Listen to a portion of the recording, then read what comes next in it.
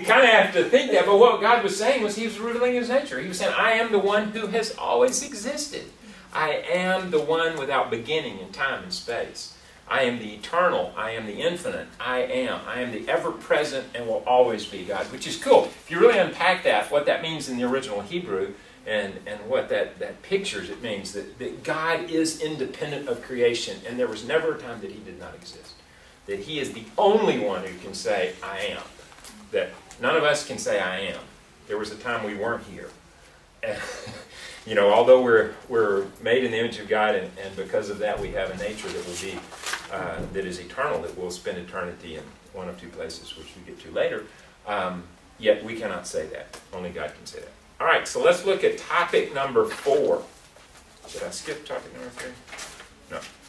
And that is, God is unchanging. God is unchanging. That He is immutable. Immutable means that God doesn't change. He's unchanging in His being, perfections, purposes, promises. Why is that important? And you know, the sticking point on this that people usually wrestle with is there are several times in Scripture where God says that He changed His mind. Okay? Or there was, God expressed an intent to act in a certain way, and then God didn't act in that way in response to prayer or response to the actions on behalf of the people, like in Nineveh, for example, in Jonah. You know, where God was going to destroy Nineveh and announce that, and then it says that God changed His mind, and He, you know, was gracious and pardoned them. So, within the nature of God, and when we talk about God being immutable, don't get caught up in the instances where God even responded to prayer. For example, when Abraham prayed for Sodom, remember that conversation? Where Abraham came to God and God said, I'm going to destroy Sodom. And He said, well, if you find 100, if you find 50, and He starts working his way down. It's one of the funny, I love that story. Then He gets down to 10. 10, would you not destroy it for 10? And God said, okay, for 10 I will not destroy it. Now, obviously, God is all-knowing. But in that, God allowed Abraham to dialogue with God. That expresses the loving, gracious, personal nature of God, even though God was all-knowing. And so it didn't surprise him. It wasn't like, well, gosh, I don't know. I mean, God is all-knowing, so He is omniscient. So He knew before He even began that. So. And He didn't change. And He did not. His mind. Right. He did not. And He doesn't. He did. When you think about the immutable, you think about the character and the purposes of God. The eternal purposes of God are unchanging.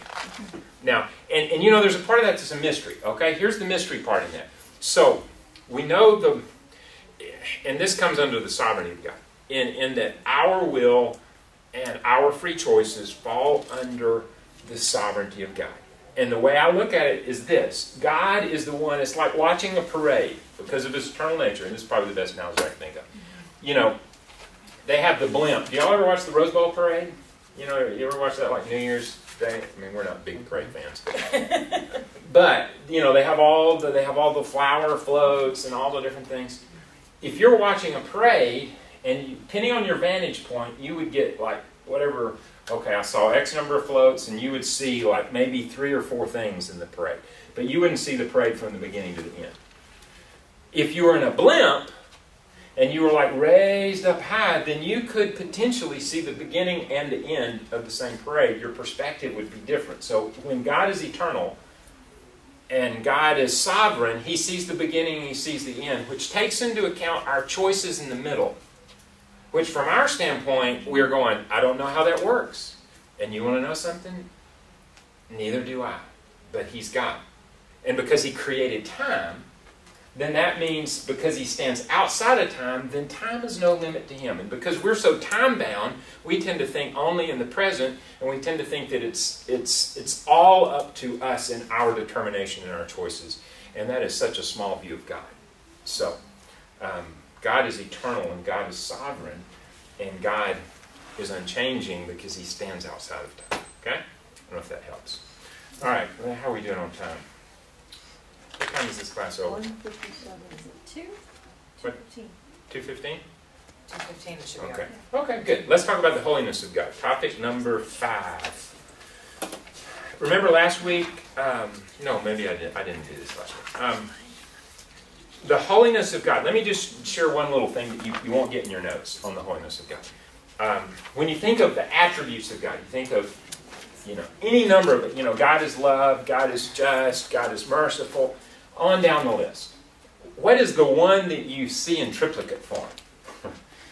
In other words, He's not just merciful, merciful. Oh, holy, holy, holy. Holy, holy, holy. And what do the angels sing? Holy, holy, holy is the Lord. Have you ever wondered why? Okay, we got it the first time. Why the three? Why the three for that one? Why not God is loving, loving, loving? Or God is merciful, merciful, merciful? Or God is just, just, just? What's the significance of that? Have you ever wondered that? I'm going to tell you something you didn't know. In Hebrew, the way that in biblical Hebrew, the way that you would accentuate something was through repetition.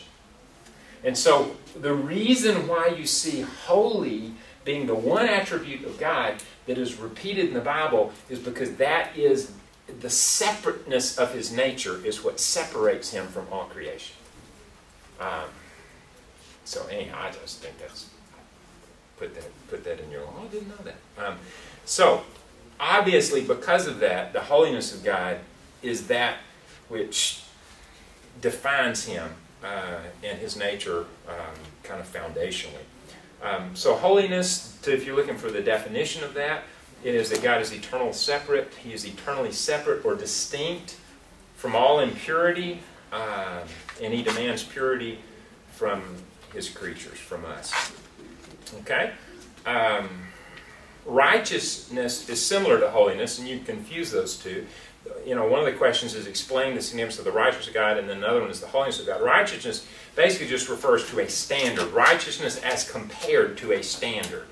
Okay, like a measure.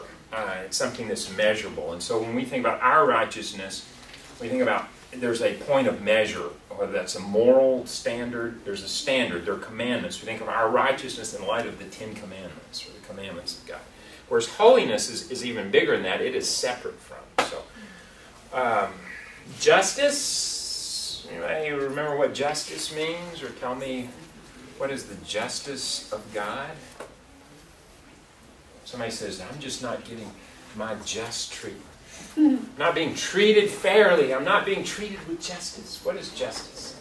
Giving to each man his due. Mm-hmm. Yeah. That was, I think that's a... It's Lincoln Douglas debate. There you go. Giving each man his due. There you go. Seeing is great. Work those things in.